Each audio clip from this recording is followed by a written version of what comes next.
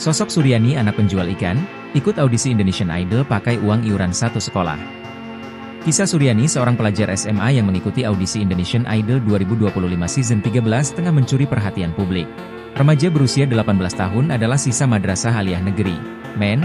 1 Sinjai. Anak keempat dari 9 bersaudara itu tampil dengan penuh karismatik dengan mengenakan seragam sekolahnya.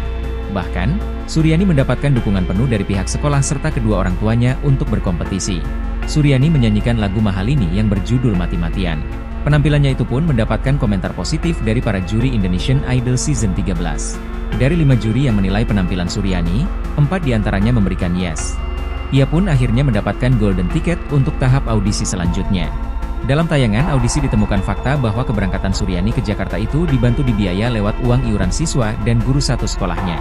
Hal itu ia ungkapkan saat Suryani menceritakan perjalanannya kepada sekolah. Mulanya, Bunga Citra Lestari, BCL, bertanya mengapa Suryani datang memakai seragam. Ia menjawab karena direkomendasikan oleh gurunya untuk ikut Indonesian Idol. Suryani bercerita bahwa para siswa dan guru di sekolahnya iuran untuk mengumpulkan dana agar Suryani bisa berangkat mengikuti audisi di Jakarta. Cerita Suryani pun membuat para juri kagum. Maya Estianti pun memuji sekolah Suryani karena mendukung bakat muridnya.